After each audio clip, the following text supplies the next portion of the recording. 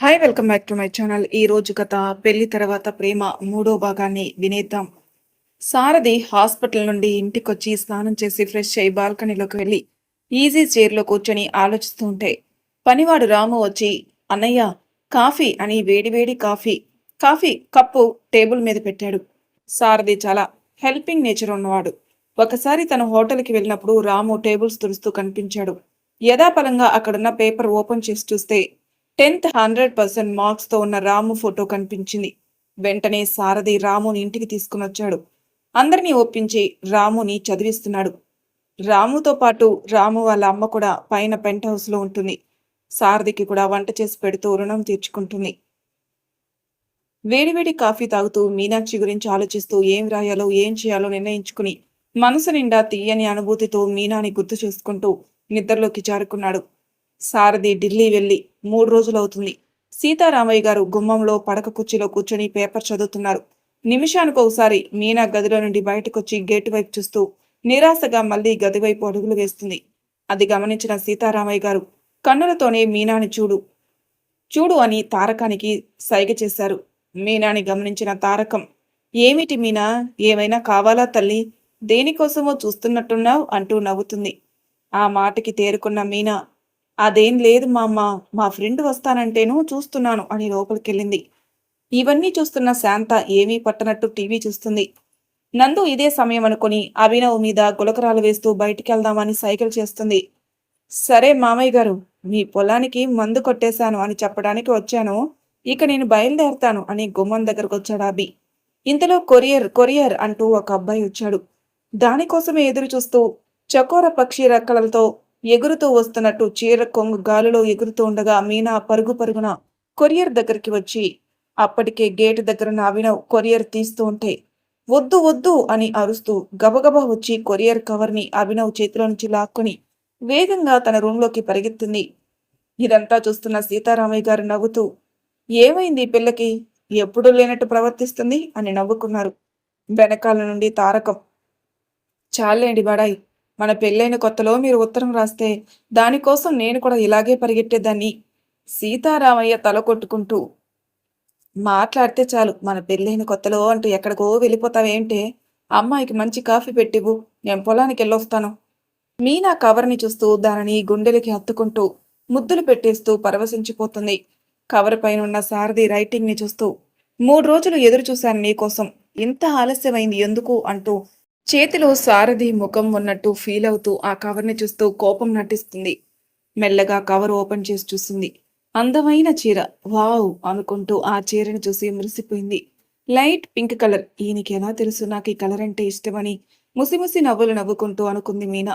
తేలికగా ఉన్న ఆ చీర మీద మిర్రర్ వర్క్ చాలా అందంగా ఉంది. చీర మడతలో ఒక ఎన్వలప్ కనిపించింది.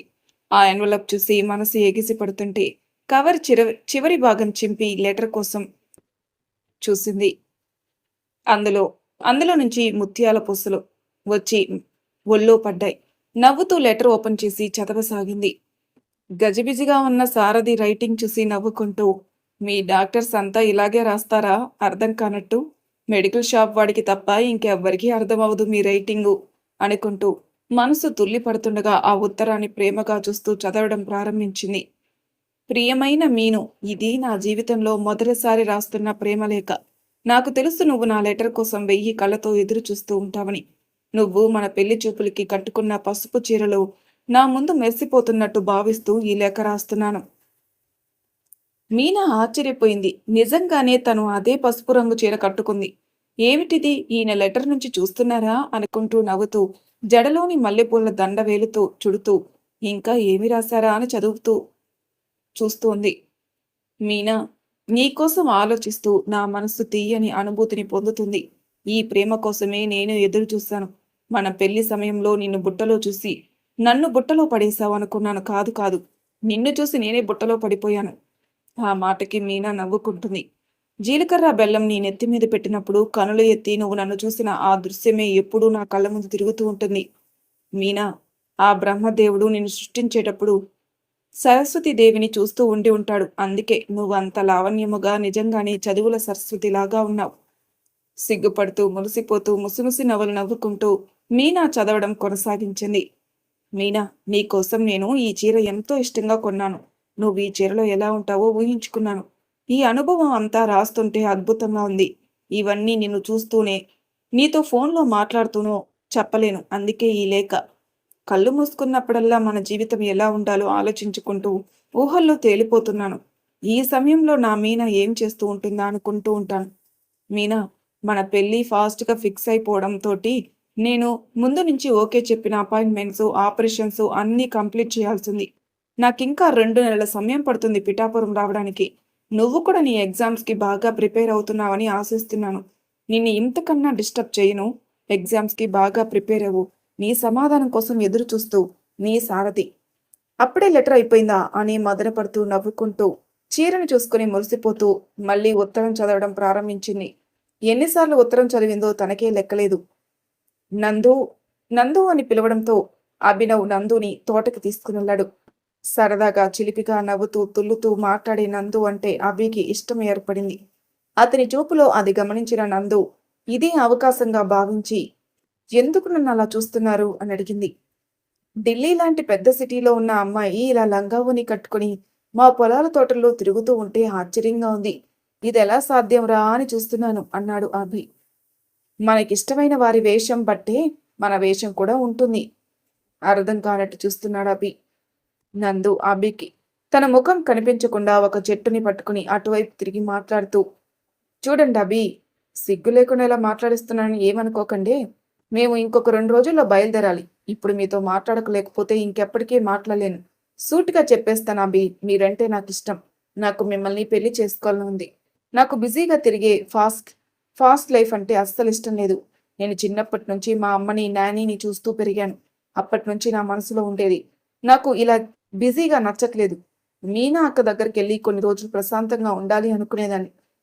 మండువాలో గెలి ఇంటిలో పచ్చటి పందిరిలో మన సాంప్రదాయాలకు అద్దం పట్టేలా ఇంటి ముందర ముగ్గులతో ముత్తైదువుల మధ్య పేరంటాలతో జరిగిన మీనా అక్క పెళ్లిని చూసి నాకు కూడా అలాగే పెళ్లి చేసుకోవాలని, ప్రశాంతంగా జీవితం గడపాలని కోరిక.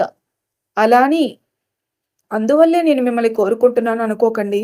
మీ జీవితాన్ని మీకు నచ్చినట్టు ఎంతో హాయిగా జీవిస్తున్నారు. అది నాకు బాగా నచ్చింది. నా కంటిని మొదటిసారి చూడగానే మీరు ఆకర్షించారు. మీకు దగ్గరగా తిరిగిన తర్వాత మీ గురించి ఇంకా తెలుసుకున్నాను. మీతో నా జీవితాన్ని పంచుకుంటే నేను చాలా సుఖంగా, హాయిగా ఉంటానని నా నమ్మకం. అందుకే నేను ఈ నిర్ణయానికి వచ్చాను. మీకు కూడా ఇష్టమైతే చెప్పండి. లేకపోతే ఈ విషయాన్ని ఇంతటితో మర్చిపోండి. ఎప్పటిలా మీ ఫ్రెండ్‌లా సరదాగా ఉంటాను అంటూ అభి వైపు తిరిగింది నందు. గంభీరంగా కనిపించిన అభిని చూసి నందు గుండె వేగంగా కొట్టుకుంటుంది. కొంత సమయం దాకా అభి మౌనంగానే ఉన్నాడు. ఆ సమయాన్ని భరించలేని నందు వాతావరణం తేలికపరచడానికి, నో ప్రాబ్లం. మీరు రమాని ఇంతలా ప్రేమిస్తున్నారని నాకు తెలియదు. సరే, రమానే పెళ్లి చేసుకోండి అని సిల్లీగా మాట్లాడడానికి చాలా ప్రయత్నం చేసింది. అభి చిన్న చిరునవ్వు నవ్వుతూ, ప్లీజ్ అంత మాట అనుకున్నందు. నాకు నువ్వంటే చాలా ఇష్టం. అయినా సరదాగా నవ్వుతూ ఉండే నిన్ను చూసి ఎవరిష్టపడరు? కానీ మీ అమ్మగారు మన పెళ్లికి ఒప్పుకుంటారా? అనవసరంగా అందరినీ బాధపడిన వాళ్ళం అవుతాం కదా. అంటే నన్ను పెళ్లి చేసుకోవడం మీకు ఇష్టమేనా అంటూ ఎగిరి గంతేసింది. I am very happy, I love you అంటూ గిరగిరా తిరిగింది.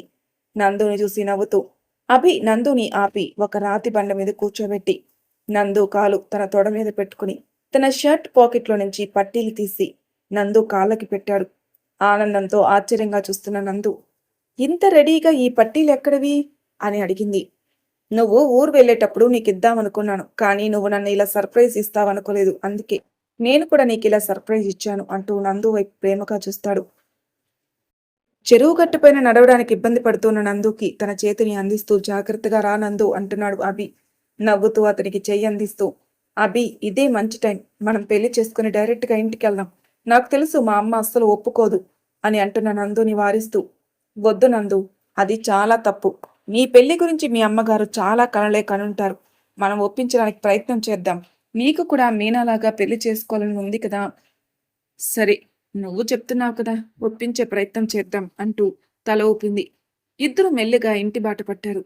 నందు కోసం ఎదురు చూస్తూ శాంత కాలుగాలిన పిల్ల గుమ్మం ముందు అటు ఇటు తిరుగుతూ రఘురాం వైపు కోపంగా చూస్తూ, నేను చెప్తూనే ఉన్నాను, మీరు విన్నారా? ఈ పిల్ల వద్దు వద్దు అంటున్నా వాడి వెనకాలే తిరుగుతుంది. వాడి వెనకాల ఎక్కడికెళ్ళిందో అంటూ ఉండగా అభి నందులు ఒకరి చేతిలో ఒకరు పట్టుకుని వచ్చారు. అది చూసి కోపంతో ఊగిపోతూ, నందు, ఏంటి? అతని చెయ్యి వదులు అని గట్టిగా అరిచింది. తెగించిన కళ్ళతో చూస్తూ నందు, నేను వదలను అని తీక్షణంగా చెప్పింది. ఏంటిది అనుకుంటూ చూస్తున్నాడు రఘురాం. ఏమిటి నందు అలా మాట్లాడుతున్నావు? క్షమించండి నాన్న. ఇలా మాట్లాడే రోజు వస్తుందని నేను అనుకోలేదు. నాన్న, నాకు అభి అంటే చాలా ఇష్టం. నేను అతన్ని పెళ్లి చేసుకుందాం అనుకుంటున్నాను అని తలదించుకుని నేల వైపు చూస్తుంది. ఇంతలో అక్కడికొచ్చిన మీనా, ఏమిటి నందు, ఏమైంది అని అడిగింది. ఇంతలో శాంత కలుగు చేసుకుంటూ, ఏముంది, నువ్వు చెప్పినట్టే చేస్తుంది. నాకు తెలుసు దీని వెనకాల నీ చెయ్యి ఉందని. నువ్వే చెప్పుంటావు అభికి దీని బుట్టలో వేసుకోమని. మొదటి నుండి నీకు నేనంటే పడదు అని అంటుంటే నందు గట్టిగా, అమ్మా ప్లీజ్, అక్కనేమనుకో. తనకేమీ తెలియదు. అభిని ప్రేమించింది నేను, ప్రపోజ్ చేసింది నేను, పెళ్లి చేసుకుందామని అడిగింది నేను. మధ్యలో అక్కని అభిని ఎందుకంటానో? అమ్మా అర్థం చేసుకో, నాకు అభి అంటే చాలా ఇష్టం అని నందు అంటూ ఉండగా సీతారామయ్య గారు తారకం బయట గుమ్మంలో, ఎందుకు ఈ మాటలు, లోపలికి రండి అని గట్టిగా పిలిచారు. మెల్లగా అందరూ లోపలికి వచ్చారు. రఘురాం నందుని చూసి, నందు, బాగా ఆలోచించుకున్నావా? ఇది ఆవేశంలో తీసుకునే నిర్ణయం కాదు. దీని పరిణామం జీవితాంతం అనుభవించాలి. ఇంతలో సీతారామయ్య గారు పద్మనాభం గారికి ఫోన్ చేసి ఇంటికి రమ్మన్నారు. ఏం జరుగుతుందో అర్థం కాక మీనా నందు పక్కకెళ్ళి, ఏమే కోతి, మళ్ళీ ఏం చేశావు అని మెల్లగా అడిగింది. నువ్వు ఢిల్లీ వెళ్ళిపోతావు కదా, నీ ప్లేస్ నేను తీసుకుందామని స్కెచ్ చేశాను అని ఎవరికీ కనిపించకుండా మీనా వైపు చూస్తూ కొంటిగా నవ్వింది. జరుగుతుంది మెల్లిమెల్లిగా అర్థం చేసుకుంటున్నా మీనా. శాంతాకి ఎందుకు కోపం వచ్చిందో అర్థమైంది. నేను ఈ పెళ్లికి చచ్చినా ఒప్పుకోను. నందు, నీ ఫ్యూచర్ కోసం నేను చాలా ఆశలు పెట్టుకున్నాను. ఈ పల్లెటూరులో ఎలా ఉంటావే? ఢిల్లీలో నీ జీవితాన్ని మర్చిపోయావా? మన కారు, ఇల్లు, పని మనుషులు ఎంత వాడుకున్నా ఎంతకి తరిగిపోని క్రెడిట్ కార్డు, ఇవన్నీ నీకోసం నేను ఎంత కష్టపడి ఏర్పాటు చేశాను. ఈ పల్లెటూరులో ఏముందని? అభి ఎంత ధనవంతుడైనా కావచ్చు, కానీ ఈ పల్లెటూరులో పొలాల్లో తిరుగుతూ వ్యవసాయం చేసుకుంటున్నాడు. నీకెలా నచ్చాడు? అందుకే నచ్చాడు. నాకు నా జీవితం ఎలా అయితే కావాలనుకుంటున్నానో అది నాకు అభితో దొరుకుతుంది. నువ్వు ఒప్పుకుంటే నువ్వు నా పెళ్లి చెయ్యి, లేకపోతే నేనే నా పెళ్లి చేసుకుంటాను. అసలు ముందే నేను పెళ్లి చేసుకునే వద్దామనుకున్నాను. ఈ అభియే నీ పర్మిషన్ తీసుకోవాలి అన్నాడు అంటూ రఘురాం వైపు తిరిగి, నాన్న, మీకు నేను తప్పు చేస్తున్నానని అనిపిస్తుందా? దయించి నన్ను అర్థం చేసుకోండి. మీకు ఎలా అయితే ఈ పల్లెటూరులో ఉండాలని మనసులో కోరికగా ఉందో, మీ కూతురుగా ప్రశాంతమైన ఈ ఊరిలో నాకు నచ్చిన నా అభితో నా జీవితాన్ని పంచుకోవాలనుంది. ఈలోపు పద్మనాభం గారు కూడా వచ్చారు. ఏమిటి రామయ్య పిలిచావు అంటూ వచ్చి సోఫాలో కూర్చున్నాడు. వెంటనే నందు ఆయన కాళ్ళకి నమస్కారం చేసి అందమైన తన కళ్ళని ఎత్తి ఆయన కేసి చూసింది గౌరవంగా. దానితో ముచ్చటపడిన పద్మనాభం కళ్యాణమస్తు అని దీవించారు. వెంటనే సీతారామయ్య అక్కడ జరుగుతున్నదంతా పద్మనాభానికి చెప్పాడు. ఆశ్చర్యపోయిన పద్మనాభం, బాగుందిరా, నువ్వేదో ఈ అమ్మాయికి పొలాలంటే ఇష్టమని చూపిస్తానని అంటే పంపించాను. నువ్వు నడిపిన భాగవతం ఇదన్నమాట అని నందు వైపు తిరుగుతూ, లక్ష్మీదేవిలా ఉంది అని నందు తలపైన చెయ్యి వేసి రాస్తూ, దీనికెందుకు అందరూ అంతలా తలలు కొట్టుకుంటున్నారు? వీళ్ళిద్దరికి పెళ్లి చేస్తే పోలే? పిల్లలు ఇష్టపడుతుంటే పెద్దవాళ్ళమైన మనము ఎందుకు అడ్డు చెప్పడం? అల్లుడు, నాకైతే ఎటువంటి అభ్యంతరం లేదు. నాకు నీ గురించి బాగా తెలుసు. సరే, నేను మా వారిని తీసుకుని వెళ్తున్నాను అని నందు వైపు తిరిగి, నువ్వు మీ అమ్మా నాన్నలతో మాట్లాడు. ఈ సమయంలో మేమిక్కడ ఉంటే అంత బాగోదు. నువ్వు ఫోన్ చేసినప్పుడు అభిని పంపుతాను అంటూ అభిని తీసుకుని వెళ్ళిపోయారు. శాంత కోపంగా రూంలోకి వెళ్ళిపోయింది. రఘురాం నందు వైపు, నువ్వు కంగారు పడకు, నేను చూసుకుంటాను అన్నట్టుగా చూశారు. ఆ చూపుతో మనశ్శాంతి కలిగింది నందు. నందు అక్కడే కూర్చొనున్న తారకం ఒడిలో తల పెట్టుకుని పడుకుంది. నందు తలపై రాస్తూ, తారకం, ఏమిటమ్మా అలా మాట్లాడావు? మీ అమ్మ బాధపడదు? ఏమైనా నీకు అలాంటి అభిప్రాయం ఉంటే మాతో చెప్తే నేను ఏదో ఏర్పాటు చేసేవాళ్ళం కదా. ఇప్పుడు చూడు మీ అమ్మ ఎంత బాధపడుతుందో. గదిలోకి వెళ్ళిన రఘురాం శాంత వైపు చూస్తూ ఇలా అంటున్నాడు. ఈ రోజు నందుని చూస్తుంటే నాకు నువ్వే గుర్తుకొచ్చావు. ఆ రోజు మనిద్దరం పెళ్లి చేసుకుందామని నిర్ణయించుకున్నప్పుడు నువ్వు మీ అమ్మగారితో ఇలాగే మాట్లాడావు. మీ అమ్మగారు, వాడికి ఎంతకు ముందే పెళ్ళయి పెళ్ళాం చచ్చింది, ఒక కూతురు కూడా ఉంది అని నన్ను అంటుంటే చిరుతపులిలా అరుస్తూ నా రామ్ని అలా అంటావా అని నన్ను తీసుకుని బయటకొచ్చి వెళ్ళి గుళ్ళో పెళ్లి చేసుకున్నాం. మర్చిపోయావా? అభికేం తక్కువ? నేను సంబంధాలు చూసినా అభి లాంటి గుణవంతుని తీసుకురాలేను. చూడు శాంత, మనం ఈ పెళ్లికి ఒప్పుకుంటే బాగుంటుంది. నందు కూడా సంతోషంగా జీవితం గడుపుతుంది. మనం కోరుకునేది కూడా అదే కదా అని శాంతని అనునయించాడు. శాంత కూడా రఘురాం మాటలకి మెత్తబడింది. ఆ రోజు అంతా చాలా ఆలోచించింది. ఒక నిర్ణయానికి వచ్చిందానలా ఆకాశంలో చందమామ వైపు సూటిగా చూస్తుంది. తన రూంలోకి వచ్చిన నందు మీనాలు ఒకరి ముఖం ఒకరు చూసుకుంటూ చిరునవ్వు నవ్వుకున్నారు.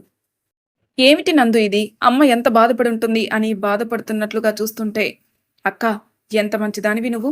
అమ్మ నిన్నేన్ని మాటలంటున్నా, నిన్నెలా చూస్తున్నా, నువ్వు మాత్రం అమ్మ బాధపడుతుందని ఆలోచిస్తున్నావు.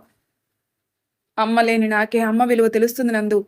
ఎంతమంది ఉన్నా అమ్మ నాన్నల స్థానాన్ని ఎవరూ భర్తీ చేయలేరు అని కంటి వెంట కన్నీరు కారుతుంటే చిన్నప్పటి నుండి నాకు అమ్మ ఆప్యాయత తెలియదు. ఉన్న నాన్న కూడా అని ఏడుస్తూ నోటి వెంట మాట రాకుండా బాధ కప్పివేస్తుంటే మెల్లగా ఒకసారి పండక్కి మీరు ముగ్గురు ఢిల్లీ నుంచి వచ్చినప్పుడు అప్పుడు నువ్వు చాలా చిన్న పిల్లవి. అమ్మా, నాన్న నిన్ను ఎంతో ప్రేమగా, ఆప్యాయంగా ఎత్తుకుంటూ, నిన్ను వారిద్దరి మధ్య పడుకోబెట్టుకుంటూ ఉంటే, ఆ రాత్రి నన్ను కూడా మీ మధ్యలోకి పిలుస్తారేమో అని వెయ్యి కళ్ళతో ఎదురుచూసి, ఏడ్చి పడుకున్నాను. ఎంతమంది ఉన్నా అమ్మ అమ్మే నందు అంటూ గుండెల్లో బాధ కన్నీరు రూపంలో పైకి తన్నుకొస్తూ ఉంటే, నువ్వు చాలా అదృష్టవంతురాలివి నందు. నిన్ను అమితంగా ప్రేమించే అమ్మా, నాన్న ఉన్నారు.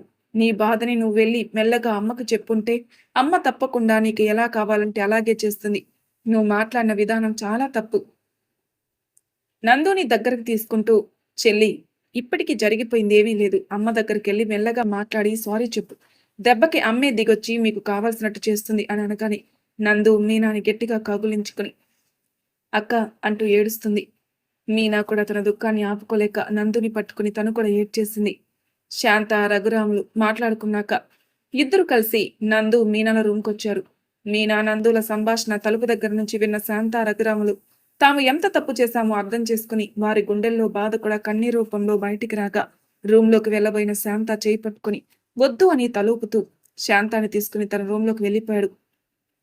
మరి తర్వాయి భాగంలో ఏం జరుగుతుందో నెక్స్ట్ ఎపిసోడ్ తెలుసుకుందాం. అంతవరకు మా ఛానల్ సబ్స్క్రైబ్ చేయని వాళ్ళు ప్లీజ్ సబ్స్క్రైబ్ చేసుకోండి. లైక్ చేసి షేర్ చేయండి. మీ అభిప్రాయాలు నాకు కామెంట్ తెలియజేయండి. Thank you for listening.